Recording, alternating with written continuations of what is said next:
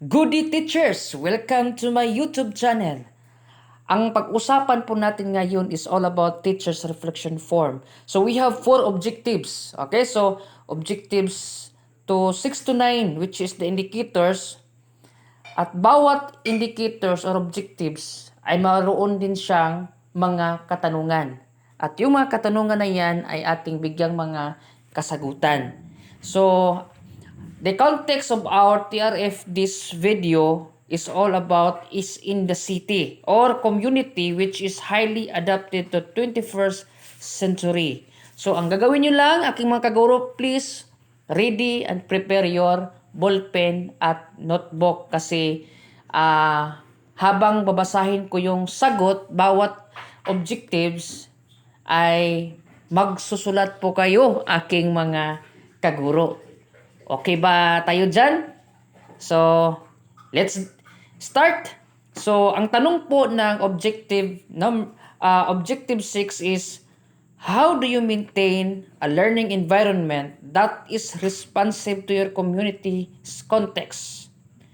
Describe the context in your area and share teachers' practices that contribute to further improvement of your community. So, ang sagot ay ito po. As a teacher in an area where the community is highly adapted to 21st century communities, I understand the importance of creating a learning environment that is responsive to their context. Period.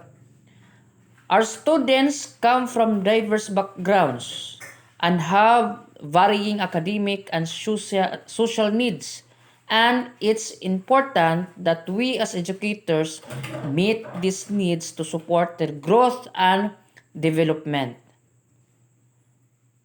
Second paragraph, to achieve this, I have implemented several practices that contribute to further improvement in our community. Period. I use technology to facilitate student-centered learning and make the environment engaging and interactive. Period. I also integrate real-world scenarios and projects that align with the students' interests and goals to make learning more relevant and meaningful. Last paragraph, I make it a point to develop a positive and inclusive classroom cultures that values diversity and promotes respect and understanding. Period. I work to create an environment where students feel safe to express themselves, share their experience, and learn from each other. Period. By doing so, we can foster a sense of belonging and community within our classroom. So that's the answer of our objective 6 o sa tanong po sa objective 6. So kung medyo mabilis yung pagbabasa ko, ay ulitin nyo lang, no? Ulitin nyo ng mga 10 seconds at isulat nyo. So ganun lang aking mga kaguro. So objective number 7, ito po ang tanong. How do you develop your teaching practice in accordance with existing laws that apply to teaching and the responsibilities specified in the Code of Ethics for Professional Teachers? How do you develop your teaching practice in accordance with existing regulations? So ito po yung sagot natin, aking mga kaguro. As a professional teacher, I take my responsibilities seriously and strive to develop my teaching practice in accordance with existing laws and regulations that apply to the teaching profession and the Code of Ethics for Professional Teachers. Period. Second paragraph, to achieve this, I keep myself informed and updated on the latest laws and regulations that apply to teaching. Period. I make it a point to review and understand these laws as well as the code of ethics for professional teachers, to ensure that I am meeting my responsibilities and obligations as a professional educator. Period. Last paragraph, moreover, I seek out professional development opportunities that align with these laws and regulations, such as attending workshops or seminars that address legal and ethical issues in educations.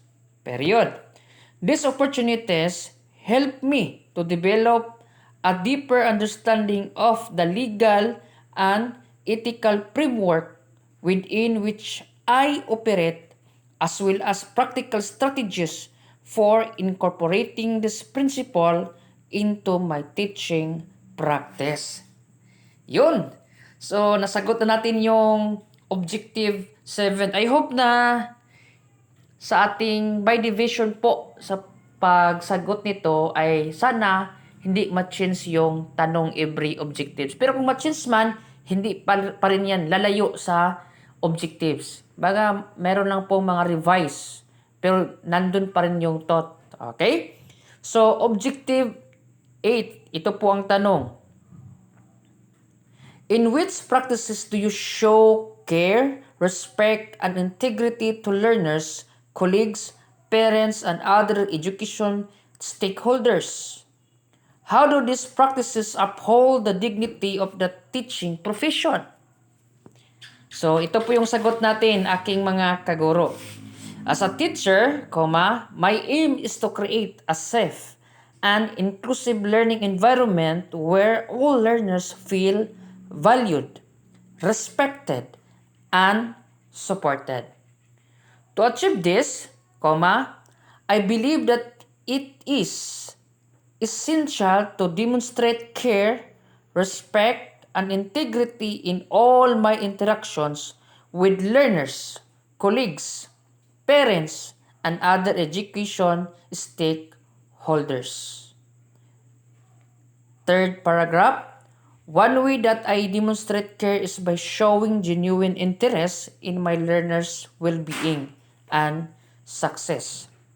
Period. I take time to get to know each student, their interest, strength, and challenges, and I use this information to personalize my instructions and support. I also provide regular feedback that is constructive, specific, and encouraging so that learners can feel that I am invested in their progress. Next paragraph. Respect is also essential in upholding the dignity of the teaching professions. Period. I show respect by valuing diversity and promoting inclusions in my classroom. Period. I recognize and appreciate the unique contributions that each learner brings to the classroom, and I make sure to create opportunities for all learners to participate and engage in learning. Period. I also respect my colleagues. Again, I also respect my colleagues' opinions and ideas. Even if we may disagree, and I maintain a positive and collaborative relationship with parents and other education stakeholders. Next paragraph. Integrity is another crucial quality that upholds the dignity of the teaching professions. As a teacher, I hold myself accountable for my actions and decisions. I am transparent in my communications with learners, colleagues, and parents. And I follow through on my commitments. Period. I also model ethical behavior such as honesty, fairness, and responsibility so that learners can learn by example. Last paragraph. Overall, by demonstrating care, respect, and integrity, I believe that I am upholding the dignity of the teaching profession. These qualities foster positive relationship, promote a sense of belonging, and contribute to a safe and supportive learning environment that encourages learners to achieve their full potential. So, last aking mga kaguro, objective 9. So, this is the questions. As a teacher, what extracurricular activities you engage so that you can learn more and have more knowledge about diversity?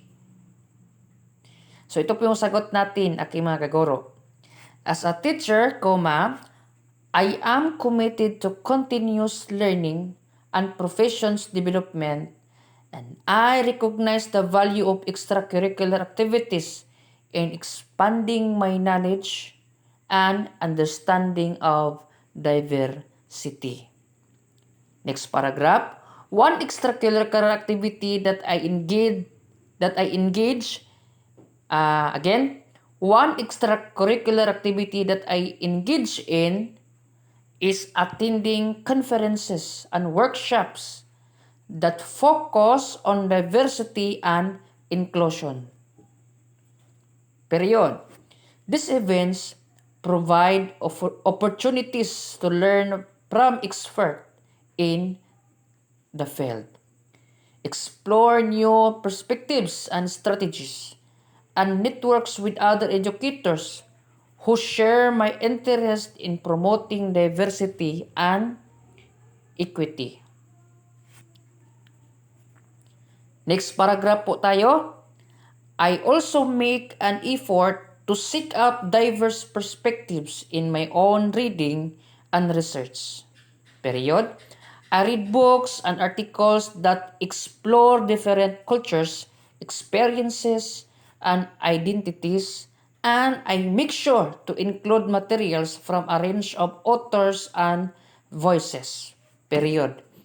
This helps me to broaden my understanding of diversity and to develop more inclusive teaching practices. Period. Next paragraph. Another way that I engage in extracurricular activities related to diversity is by participating in community events and organizations that promote multiculturalism and social justice. Period. This includes attending cultural festivals, volunteering with local advocacy groups, and connecting with community leaders who are working to create a more equitable society. Last press po tayo or last paragraph. By engaging in these extracurricular activities, I am able to deepen my knowledge and understanding of diversity, as well as to develop more effective strategies for promoting inclusivity and equity in my teaching practice. Period. This ultimately benefits my learners by creating a more inclusive and culturally responsive learning environment that celebrates diversity and empowers all students to succeed. So, yun po aking mga kaguro. So, kung medyo mahaba-haba yung mga sagot, depende na po sa inyo kung may i-cut kayo. At depende na rin sa inyo kung may gusto pa kayong idagdag sa mga sagot na ito. This is just an example, but this example kung lalabas man yung o yung ganun pa rin ang tanong sa galing po sa memorandum, ay nako, malaki-laki o maging ma-perfect natin po yung 25 points na kailangan natin. So, God bless and prepare aking mga kaguro for your AMAS TRF in your division po. So, that's it. Bye-bye!